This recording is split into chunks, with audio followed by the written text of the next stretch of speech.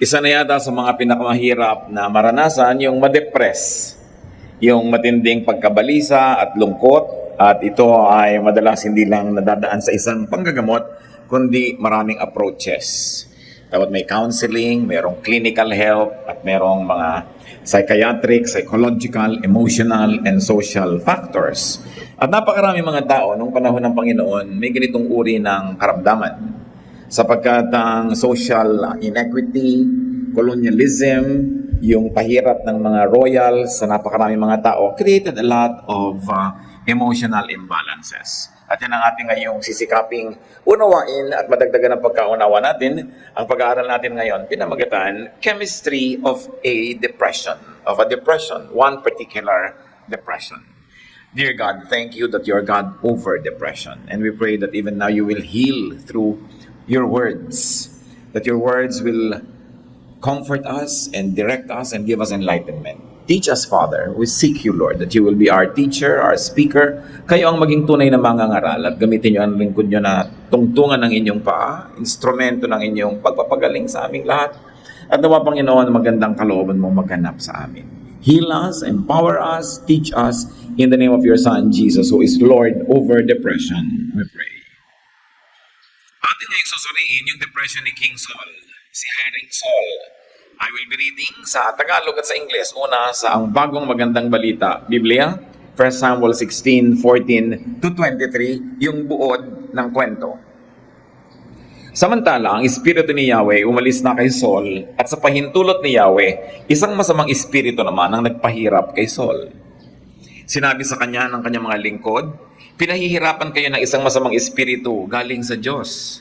Kung gusto po ninyo, ihahanap namin kayo na isang taong mahusay tumugtog ng alpa. Kapag pinahihirapan kayo ng masamang espiritu, patugtugin nyo siya upang maaliw kayo. Sinabi ni Saul, sige, ihanap ninyo ako. Isa sa mga lingkod na naroon na nagsabi, si Jesse na isang taga Bethlehem ay may isang anak na magaling tumugtog. Siya po ay matapang na mandirigma, mahusay magsalita, at magandang lalaki. Nasa kanya si Yahweh. Kaya't nagpadala nga ng sugo si Saul kay Jesse at ipinasabi, papuntahin mo sa akin ang anak mong si David, ang pastol ng iyong mga tupa. Ganon nga ang ginawa ni Jesse. Pinagdala pa niya si David ng isang sisidlang puno ng alak, isang batang kambing at isang asnong may kargang tinapay upang ibigay kay Saul. Naglingkod si David kay Saul at nagustuhan naman niya ito, kaya't ito'y ginawa niyang tagapagdala ng kanyang sandata. Ipinasabi ni Saul kay Jesse, bayaan mong maglingkod sa akin si David sapagkat napamahal na siya sa akin. At tuwing dumarating kay Saul ang masamang espiritu mula sa Diyos, kinukuha ni David ang alpa at tinutugtugan niya ang hari. Si Saul naman ay naaaliw, umaalis sa kanya ang masamang espiritu at siya ay gumagaling. At nawa, ang hiwaga ng kwentong ito ay maging kagalingan ng espiritu nating lahat, sampu na ating mga mahal sa buhay. Let's take a look at the chemistry of Saul's depression. This time I'll be reading from the contemporary English version, the same story. 1 Samuel 16:14 to 15. The Spirit of the Lord had left Saul, and an evil spirit from the Lord was terrifying him. It's an evil spirit from God that's frightening you, Saul's officials told him. So this depression had a frightening factor. Natatakot siya. Alam niyo yung mga nade-depress, minsan may kinakatakutan na hindi maintindihan kung nasa paligid. Ba't ka natatakot? Hangin lang yan, kwarto lang yan. Ba't ka natatakot? Kasi mayroong spiritual factor kumisan. So, ang nakita natin dito, isa sa mga dahilan o timpla ng depression niya is there was very little or no spirit of God in him. Umalis na ang pabor ng Diyos sa kanya. And there was much of an evil spirit from God. Diyos ang pumapayag na itong masamang espiritu ito, guluhin itong si Saul. Siyempre, wala namang nangyayari sa mundo na hindi pinapayagan ng Diyos dahil Diyos ay Diyos. Pero hindi ibig sabihin na yun ang perfect will niya para sa tao, pero pinapayagan niya dahil kadalasan, yun ang hinihingi nung lifestyle ng tao. Halimbawa, na-aksidente ka dahil nagpapabaya ka o nagpabaya yung iba, napapayagan kasi yun ang ginagawa ng mga tao. Pero hindi naman sana yun ang perfect will ng Diyos para sa atin. We see here the leaving, the departure, and withdrawal of the evil spirit, and the arrival, the presence, and the terrorizing of an evil spirit from God. Here's an interesting, even a mysterious interplay of good and evil spirits. Now, take note that the absence of God's Spirit was replaced by the presence of an evil spirit from God. What do we learn from here? The departure of God's grace creates a vacuum that attracts the opposite force or power. Kung puspos ka na Espiritu ng Diyos at umalis yun sa'yo, mabavacuum ka. At yung mga vacuum cleaner, bakit niya hinihitit ang dumi? Kasi a vacuum will always attract anything. At pagka nawala ang Espiritu ng Diyos sa tao, nagiging vacuum siya, hinihitit ng puso niya yung mga masasamang espiritong nasa paligid. Hindi pwedeng walang laman, laging meron. So pinipili lang natin, sino ba ang laman mo? Ano ba ang laman ng iyong puso? Now let's take a look at the cure to Saul's depression. Dahil nandiyan din sa kwento. Sabi ng mga tao, it's an evil spirit from God that's frightening you. At alam natin gumaling siya. So correct diagnosis cures the depression. Tama ang hatol, tama ang pag-aaral ng mga tao sa paligid kung anong pinagmumulan ng kanyang sobrang takot, pagkaligalig, pagkabalisa. Sabi niya, may masamang espiritong gumugulo sa iyo. 1 Samuel 16:16, Your Majesty, let us go and look for someone who is good at playing the harp. He can play for you whenever the evil spirit from God bothers you and you'll feel better. Pansinin ninyo na hindi naman exorcism or casting out ang ipinayo. Ang ipinayo nila ay isang bagay na nagpagaling dahil nabasa na natin yung buong kwento. So what cured Saul's depression was correct prescription. Doktor ka man, kung hindi ka marunong magpayo ng igagamot, baka lumala lalo ang pasyente. So tama ang ipinayo. So now we need good, informed counsel and counselors. Sabi, kailangan ang kudin mo isang taong magaling tumugtog ng musika. 1 Samuel 16:17, All right, Saul answered, find me someone who is good at playing the harp and bring him here. The cure was Saul's submission to correct counsel. Kung may matinong nagpayo, maganda ang payo, ang pagsunod doon ang magiging daan para gumaling ang isang karamdaman. And there was cooperation from his part. Hindi sabi, ano palagay nyo sa akin? Nasisiraan? Ano palagay nyo sa akin? Blah, blah, blah. Sabi niya, sige, humanap kayo. Kung yan ang tingin ninyong mabuti, at dalhin sa akin. 1 Samuel 16:18, a man named Jesse who lives in Bethlehem has a son who can play the harp. One official said, he's a brave warrior, he's good-looking, he can speak well, and the Lord is with him. So what brought healing? A fitting therapist. Tugma, akma, bagay na therapist o dadaanan ng kagalingan patungo sa pasyente. At ano kanyang mga katangian? He was skilled at playing the harp. Siguro kung pangit siyang tumugtog, sinto-sinto na do, baka lalong mabalisa ang pasyente. He was brave. Hindi lang matapang pumunta sa giyera, kundi matapang humarap sa isang taong depressed, matapang naharapin ang dilim at lalim ng gabi, kahit kumisan may mga pangambaka at takot, buo ang loob. Yung mga taong buo ang loob, malaking blessing sa mga taong nasisiraan ng loob. Kaya yung ikaw ay matapang o pinipilit mo maging matapang ka for the sake of somebody na nanghihina ang loob, ministry yun sa iba.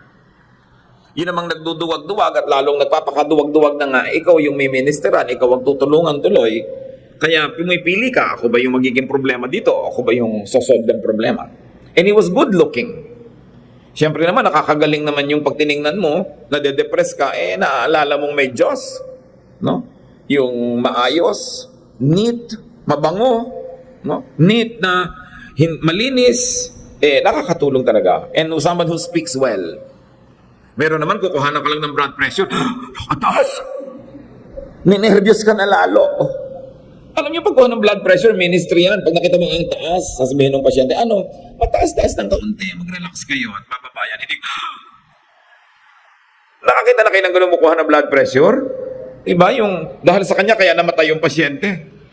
You speak well. Ibig sabihin, magaling ka magbitaw ng salita, nakakapagpahupa ka ng kalooban, yung galit, nawawala yung galit, yung natatakot, nagkakaroon ng assurance, gano'n na magalang magsalita. Ministry ang pagsasalita. Nagsasalita pa lang tayo, may gumagaling na o may nalumalala. Kumisan mapupuntahan yung pasyente, ang payat mo, para ka ng bungo. Dumalaw ka pa. Diba? Quiet ka na lang. So, para yata naglulus ka ng konting weight. You know, you soften the impact of anything that is unnice. And then this person, among others, and the best of all, is that he was anointed. The Lord is with him, according to Scripture. Now, 1 Samuel 16:21-22. Because of the qualities, Saul liked him so much that he put David in charge of carrying his weapons. Not long after this, Saul sent another message to Jesse. I really like David. Please let him stay with me. So napaka-pleasant ng kanyang pagkatao, masarap siyang kasama, nahulog ang loob sa kanya ng hari. He was likable. It's important to be likable. Kaya maraming Pilipino, well-liked, sought after nurses, therapists, caregivers. No? Kasi mga malalambing, kumisa kahit bola, no? At least, sumasarap ang pakiramdam ng pasyente. Yung may ngiti at caring, very important yan sa pagpapagaling. Now, what else contributed to the cure? Available, helpful, and cooperative supporters. Yung mga tao sa paligid niya, binigyan siya agad ng tamang payo. Kailangan mo, musician, na may itsura, magandang magsalita, buo ang loob, at higit sa lahat, anointed ng Diyos. Now, 1 Samuel 16:23, whenever the evil spirit from God bothered Saul, David would play his harp. So what contributed to the cure here? A willing and able therapist. Meron kasi willing pero hindi able. May able pero hindi willing. This one is an able and a willing therapist. Kung nag-aalaga kayo ng may sakit yung kamag-anak, inaalagaan nyo na rin lang, ngumiti na kayo. Pwede rin namang sumimangot pero pwede rin ngumiti. Ginising kayo madaling araw dahil merong kailangan. Gumising din naman kayo, napuyat na rin lang kayo, ba't hindi nadagdagan ng ngiti? Bakit sisimangutan pa? Gumising na rin lang naman kayo. Lubusin na. Kailangan able and willing. Kuminsan tuloy ang pasyente pagka sinisimangutan mo na, pagka hindi masyadong emergency yung case niya, hindi ka na tuloy inaabala, hindi ka na tinatawag dahil nanghihina na ang loob na abalahin ka dahil dinidiscourage sa iyong facial expression. Kung kayo nakabantay, duty, ito yung oras ko, magbabantay ako, decide to be cheerful. You're there anyway. Lubusin na. Lalo nating gawin ang sarili natin na daluyan ng Espiritu at pagpapala ng Diyos patungo sa ating binabantayan o inaalagaan. And there was balancing therapy. All the good qualities of the therapist balance the deficiencies of the patient. Plus, good music. Ang totoo, yung musika, ang pinaka-main ingredient ng therapy na ito. Therapy through the arts. Kaya sa ospital, maganda sana nakikita mo mga magagandang tanawin, mga bulaklak, mga naglalaro, mga masasaya. Kuminsan naman sa ospital, yung pag nakapakong Kristo, ang makikita mo sa harap mo. No? Although ipinapaalala sa iyo na oo, namatay siya para sa iyo, pero kamatayan pa rin yung kaharap mo kahit pa nga 3 araw lang yun na naganap sa kanya. Kaka-depressed. Dapat magagandang tanawin, magandang tugtog. No?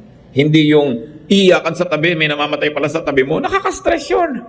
No? O may ubo ng ubo-ubong gabi, hindi mo malaman kung maawa ka o maiinis ka na dahil puyat ka na rin. Kaya napakahalaga na nakakapagpahinga yung may sakit. Napaka-importante na kung kinakaya natin, mag-ipon-ipon ka naman para pag napa-hospital ka, medyo tahimik yung kakalagyan mo. Meron pa akong kilala, pumipili siya ng kwarto. Halimbawa, o-operahan siya o matagal siya sa ospital. Ang pinipili nilang paglagyan sa kanila at ipinapakiusap nila, yung maternity floor. Kasi yun lang ang floor sa ospital na masaya. Lahat ng dumadalaw, may dalang lobo, mga bulaklak, kasi may nanganak, masaya. Kesa yung mga ibang floor na talaga namang puro iyakan ang nadidinig mo, nakakadagdag sa yung depression. And very importantly for Saul, there was companionship of someone likable.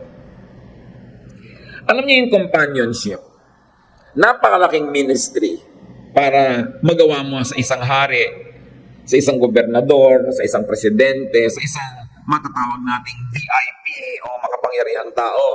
Why? Because the court, the royal court, the seat of power is a snake pit. Ang daming nakapaligid sa makapangyarihang tao na mga traidor. Ang daming nakapaligid na mga oportunista.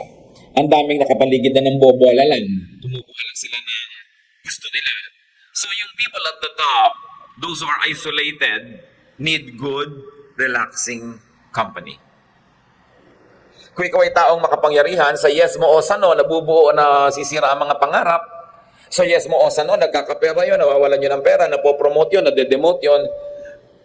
Halos wala ka ng pagtiwalaan at hindi ka na makarelax kasi halos lahat ng taong lumalapit sa'yo, merong gustong makuha. At isa marahil yun sa nagdagdag sa depression ni Saul, Hindi naman siya sanay maging hari, hindi naman siya coming from the nobility. Karaniwang tao lang na piling maging hari.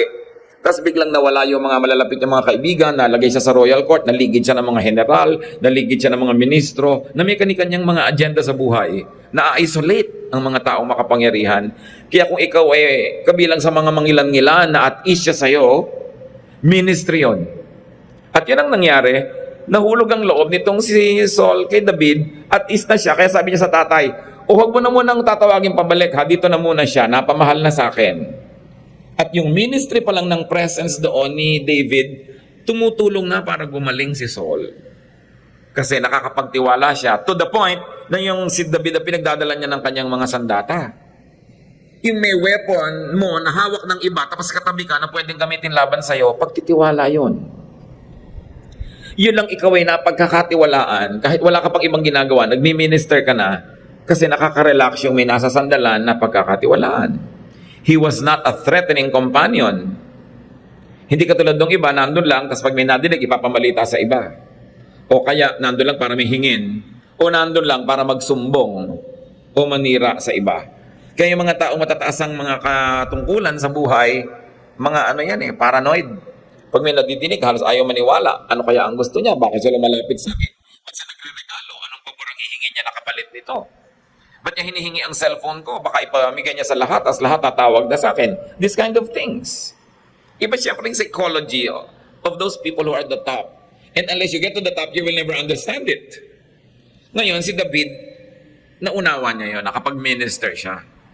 Saul would relax and feel better when David plays the harp. And very likely would also sing together with the playing. Then, the evil spirit would go away. Ito, isa sa mga pinakamahalagang punto ngayon, mga kapatid. Hindi siya gumaling kasi umalis yung masamang spirito. Nakarelax siya,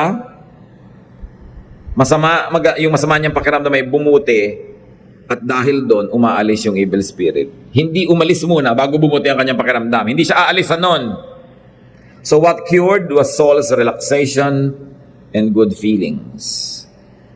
If you want a worry, an anxiety, a depression to leave you, strive to feel good. Relax.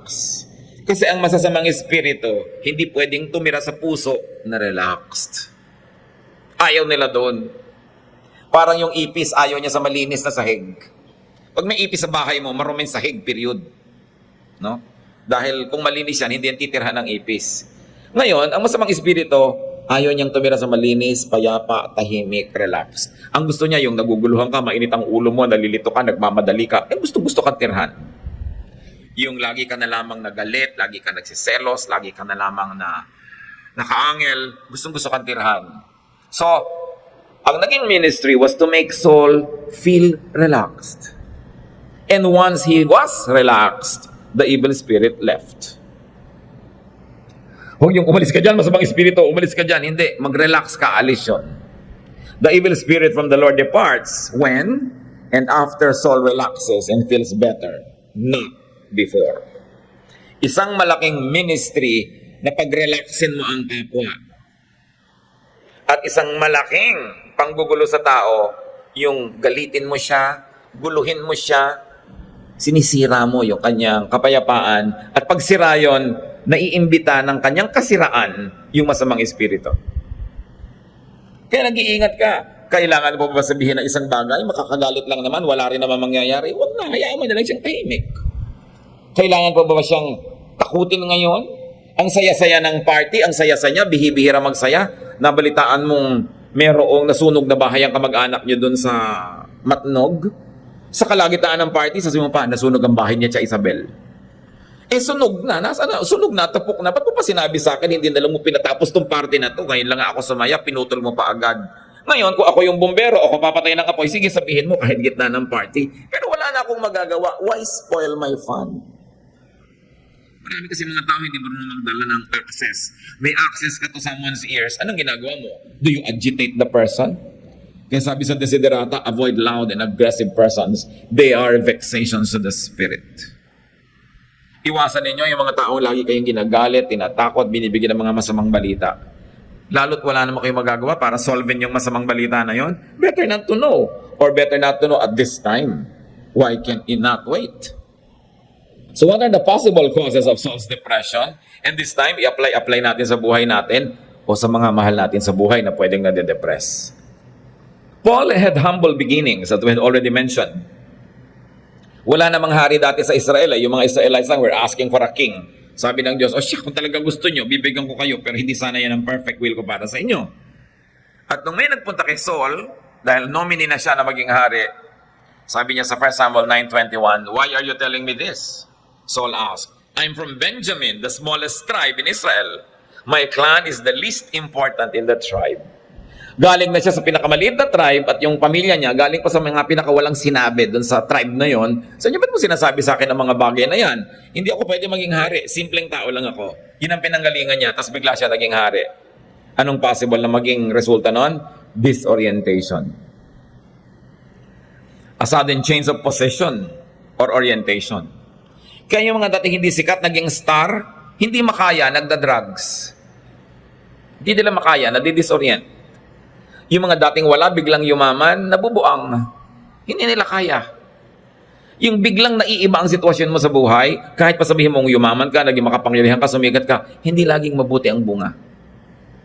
Kaya nga kung minsan, yun ang hinihiling mo, hindi binibigay sila ng Diyos, bakit ka magpapasalamat pa rin? Kasi alam niya hindi mo kaya. Masisira ka lang pag nakuha mo. Parang 10 watts ka na bumbilya, 1 million volts, ang papadaanin mo sa'yo, di mo pupundi ka lang, wag na.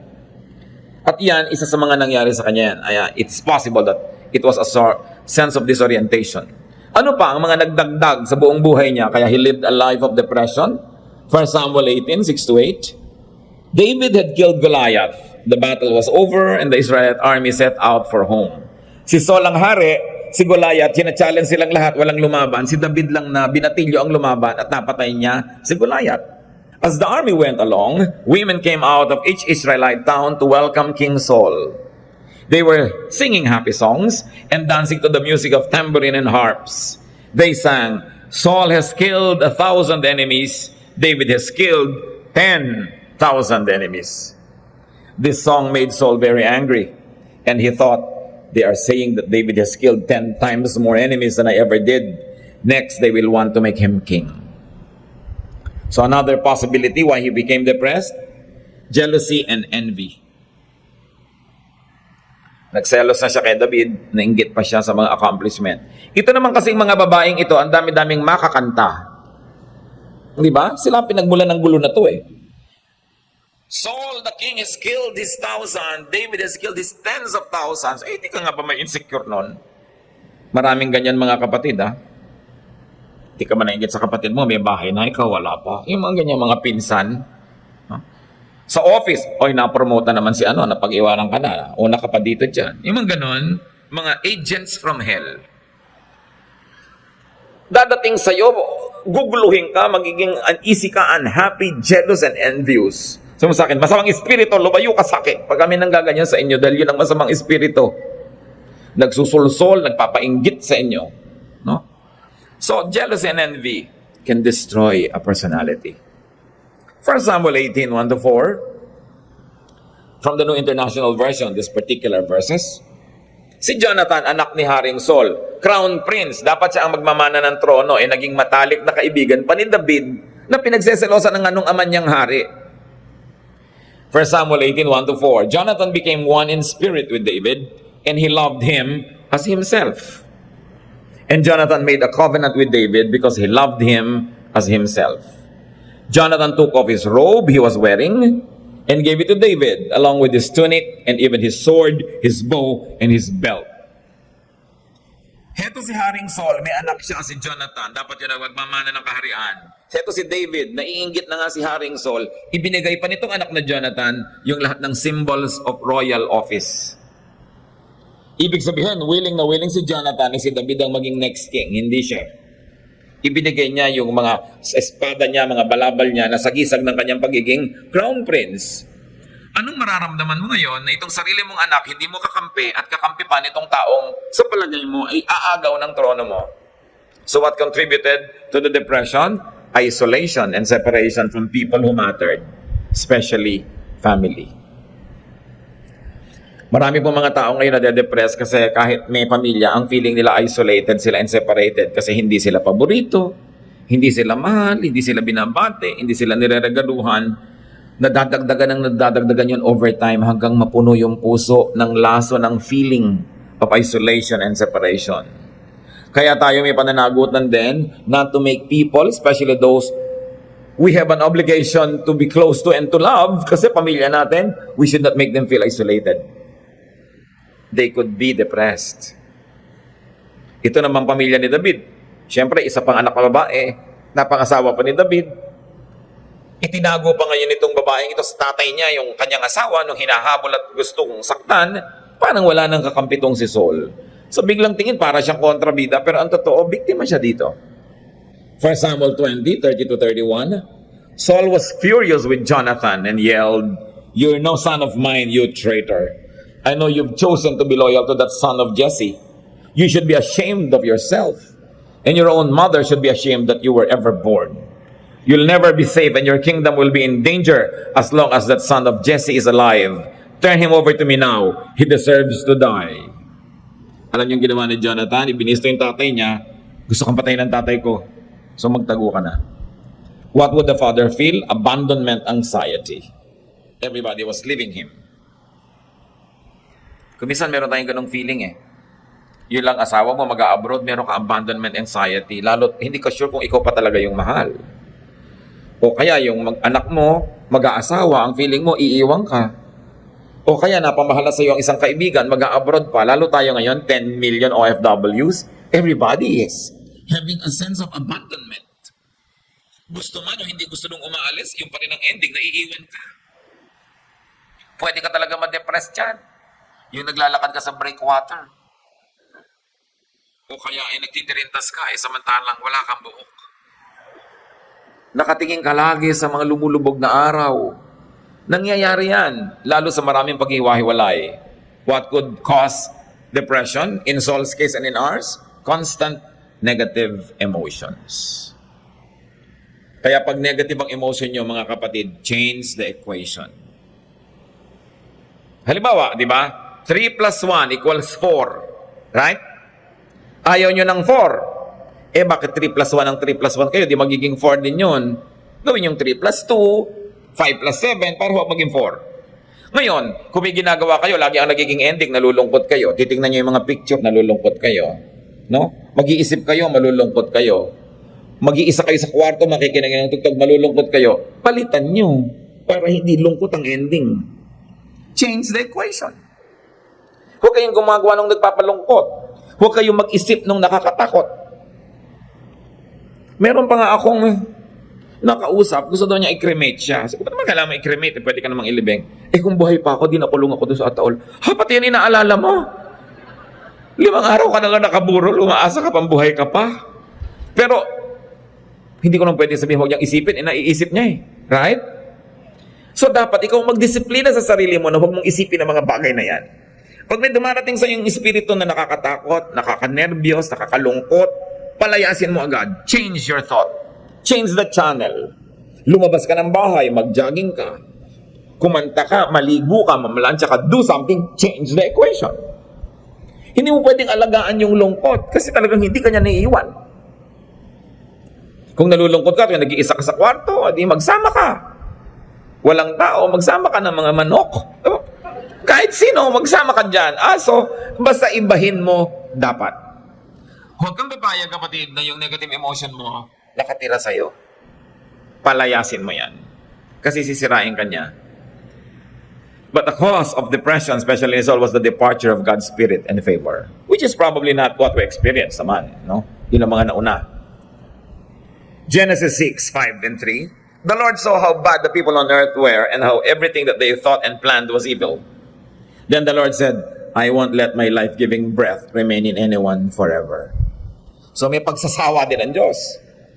So hindi ko papayagan na ito espiritu ko nasa tao forever, mamamatay siya. Hindi siya pwedeng mabuhay forever, tas ganyan siya. So ganun din yun, pag laging hirap na hirap yung espiritu ng Diyos na nasa iyo kasi nakakainis yung mga feeling mo, nakakatakot, nakakalungkot, ang ugali mo, ganito, aaalisan ka nung anointing ng Diyos. Hindi niya titiisin yun. Yeah, ayoko na. At gano'n ang nangyari kay Saul, nilayasan siya ng espiritu, at ang lumipat ay yung nag-aabang.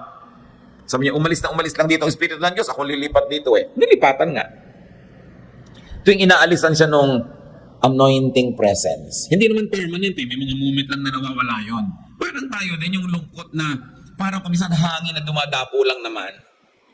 Yung mga panandali ang mga sobrang depression. Bakit naman kung lungkot-lungkot mo sa gabi, ba't pag umaga na, biglang wala na, iba na uli. No? Sandali lang. Kaya ang mahalaga, pag dumadating ang depression, mga kapatid, lungkot, takot, just survive it. Dahil may bukas at may bukas, pero mamaya at mamaya, maiiba at maiiba yan. Pag naiba na yung lakad ng planeta, yung posisyon niyan, naiba na yung oras, naiba na yung liwanag, maiiba yan. Ang mahalaga, huwag kang sumabit at huwag kang madamage sa oras na yon. Survive it. Change the equation. Think happy thoughts. Perspire, exercise, do something para mawala yung isip mo sa iniisip mo.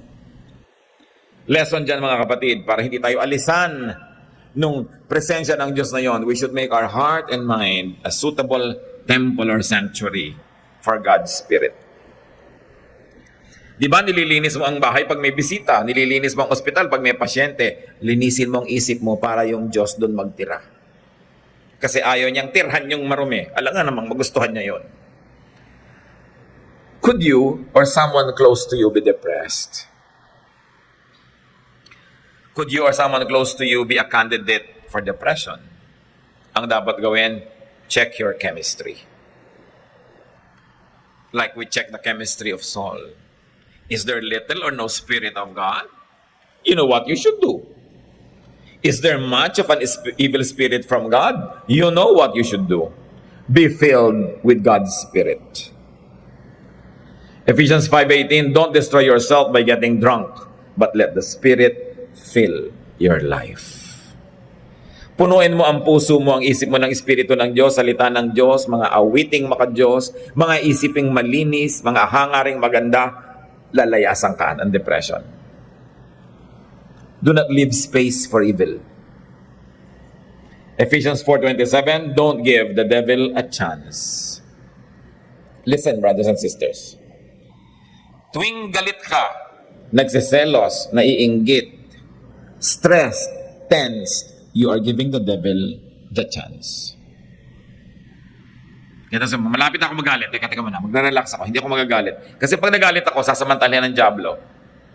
Kakapit. Kasi may nakakapitan. Alam niyo yung laro na agawan ng buko na niliguan ng langis? Diba? Ang hirap kasi wala ka makapitan. Ganun ang taong payapa, tahimik, malinis ang kalooban, hindi mahawakan ng dyablo. Walang mahawakan eh. Pero ito ikay may galit, may inis, may sumpong, may kung ano, may mga lumalabas na mga parang hawakan dyan. Hawak na hawak ka, controlled na controlled ka. Kaya sabi, don't give the devil a foothold. Control yourself. Huwag kang magpapadaya. Avoid disorientation. Kung sumisikat ka, yumayaman, stay grounded. Para hindi ka malito. Avoid jealousy and envy. Appreciate what God gives you. Appreciate what God gives to others. Avoid isolation and separation from people and family, which means we should be pleasant so people don't leave you. And very importantly for us who are not depressed, give companionship. Huwag niyong babaliwalain ang depression ng iba. Nalulungkot ako eh. Ba't ka naman nalulungkot? Ang saya-saya nga. Nalulungkot siya. Irespeto mo yung feeling niya. Hindi mo pwedeng baliwalain yon. Ba't ka natatakot sa ipis? Ipis lang yan. Tapos tatapakan mo pa yung ipis, dudurug-durugin mo pa sa harap niya. Takot siya. Ikaw, hindi. Pasalamat, hindi ka takot. He will never diminish or minimize the fears of others just because it is not your fear. Every feeling is valid even if it is not your feeling. Yung pang iba, ba't ka na in love dyan? Ang pangit-pangit. Sa in love siya, nagagandahan siya. Valid yung feeling niya kasi yun ang feeling niya. Huwag mong i-assign sa kanya ang feeling mo. Dadagdag ka lang sa depression niya. So, avoid negative emotions. Dapat disiplina eh. Negative emotion. Pagka merong maingay, hindi mo makontrol, sabi mo salamat na lang. Nakakadinig pa ang tenga ko, di ako bingi. Maghanap ka ng maipasalamat para tumahimik ka. Avoid the departure of God's Spirit and favor. And whenever you can, kung hindi hinihingi sa inyo ng tungkulin, avoid the royal court. Huwag nyo laging hangarin, maging sikat, maging mayaman, maging makapangyarihan, because these positions, if you are not strong inside, can destroy you. Strive to relax and feel good and be happy, so the evil spirit could not come or stay. So the evil spirit would go away. Sabi ng Desiderata, strive to be happy. Pagsikapan mo, ipaglaban mong maging masaya. Kasi pag masaya ka, syempre hindi ka madedepress. Hindi ka madaling hawakan ng dyablo. Yung nalulungkot ang mas madaling i-manipulate. Kaya mga kapatid, let's be kind. May nagsasaya, hayaan natin. Hindi yung kumusintunado lang ang pagkatanya ng my way, babarilin mo na. Hayaan mo na. Di ba? Kaya nga siya kumakanta doon at hindi sa recording studio. Kasi ganoon lang siya kumanta. Pag may nagsasaya, pwede niyong pagbigyan nyo na. Hindi nyo naman alam kung napakaraming lungkot na pinagdanasan niya at ngayon lang ang sumaya eh. Iinisin mo pa. Discipline your mind to think of what makes you feel good. Parang yung kanta ni Julie Andrews sa pelikulang The Sound of Music, yung My Favorite Things. Sabi niya, when the bee stings, when the dog bites, when I'm feeling sad, niya, I simply remember my favorite things and then I won't feel so bad. So isipin niyo mga ganon. Philippians 4:8, keep your minds on whatever is true, pure, right, holy, friendly, and proper. Don't ever stop thinking about what is truly worthwhile and worthy of praise. When you think of your husband, think of what is worthy of praise, not is what is worthy of criticism. Pwede kang pumili kung sasaya ka o lulungkot ka. Ecclesiastes 8:15, so I think we should get as much out of life as we possibly can. There is nothing better than to enjoy our food and drink and to have a good time. Then we can make it through this troublesome life that God has given us here on earth. Sabi ni Solomon, kung may kinakain ka, enjoyin mo. May iniinom ka, inumin mo ng may pasalamat. Have a good time whenever you can. That is the only way to survive this life, which can really, admittedly, be difficult. So, minimize the difficulty by maximizing what is good and happy. Proverbs 15:13, happiness makes you smile. Sorrow can crush you. Pwede kang durugin, wasakin, sirain ng lungkot. So huwag ka makikipagkaibigan sa lungkot. James 4:7, surrender to God, resist the devil, and he will run from you. Sabi, iwasan mo lang, tanggihan mo. Aalis yan, hindi ka pwedeng pilitin ng demonyo. So, bakit nandito? 3 araw na, kasi pinapayagan mo. Pero pag tumanggi ka, hindi siya pwedeng pumili. Aalis at aalis siya. Resist the devil, and he will run from you. Resist the evil spirit. Resist the temptation. Resist the sadness. Do not be a victim of your own imaginations. Meanwhile, those who are not depressed, be kind. Minister to those in the court, in the seat of power. Mahirap yung may mataas na posisyon. And when depressed, seek godly and correct diagnosis and prescription. Submit to good counsel. Find a fitting therapist. Hindi lang yung gusto mo, yung mabuti ang epekto sa iyo. A therapist who will help change your chemistry, especially emotional state and spirituality. Kailangan pinapalitan yung emotional state, basta negative. And let's all remember to be a fitting therapist ourselves. Strive to qualify to be a therapist. Ano yung qualities na nakita natin kay David? Strong, di ba? Brave, good-looking, pleasant, speaks well, plays an instrument well. Sinisikap natin na maging ganon para kung dumating ang panahon na meron tayong mahal sa buhay na nangangailangan ng sasandalan, masandalan naman tayo. Ginagawa natin goal sa buhay na hindi lang maging independent. Ginagawa natin na maging super strong, super okay, para pag dumating ang panahon na sobrang nanlulumo ng hina ang nasa paligid, maski sandali, makasandal sa atin. So always qualify yourself to be a good therapist. Continue to improve your skills. Do things well. Be available. Be able. That is a ministry. Napakahalaga yung handa ka sa ganun. And above all, get and stay anointed for other people's sake. Pagka anointed ka, nakakapag-minister ka sa mga tao, pero pagka winaldas mo yung anointing na yun at nawala, di ba nalugi yung mga tao? Kaya isang kabayanihan to stay anointed, not only for yourself, but because you are useful to others. Dahil napapakinabangan ka. Teacher ka, magpupuyat ka, tapos walang quality yung teaching mo bukas. No, be qualified to teach well, sleep early, strive to be healthy, para ang teaching mo maganda because it affects people. Driver ka, makikipaglasingan ka, bukas, puyat ka, nabangga ka, namatay yung mga pasahero mo, di ba pananagutan yon? Meron tayong pananagutan sa isa't isa. Kung ano man ang tungkulin mo sa buhay, gawin mong mabuti para yung siya pinaglilingkuran mo, magandang service ang makuha nila. Hindi yung pinupuyat mo sarili mo, pinapagod mo, ang baba tuloy ng quality ng yung service. Pinaghahandaan mo ang oras sa iyong pagtatrabaho, kaya nagpapahinga ka sa tama. Hindi yung aantok-antok ka. Pag nagkamali ka, maraming nadadamay. Be available, be helpful, and be cooperative to the needy. Now, as we have already appreciated, good, relaxing, and enjoyable company balances and heals. Be a good, enjoyable, and healing companion. Lalo yung mga may asawa, ganito ba kayo sa inyong kabiyak? Are you a good, enjoyable, and healing companion? Mga mister, baka naman nagsashopping yung misis nyo, wala kayong ginawa kundi madaliin.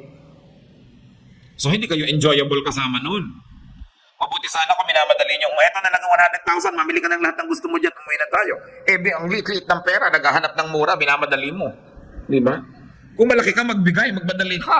No? Pero kung konti lang, hayaan mo siya maghanap para makarami siya mabili. Mga misis naman, gusto manood ng asawa ninyo ng sports, kaya hindi kayo nag-enjoy, samahan nyo. Di ba? Hindi yung bahala ka dyan, ayoko niya pinapanood mo, hindi ko maintindihan niya.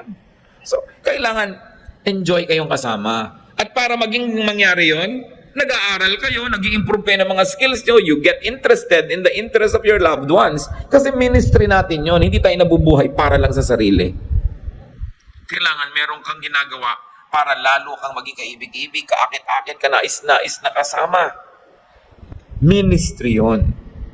And then allow and help people to relax, to feel good, and to be happy. Don't be a spoiler.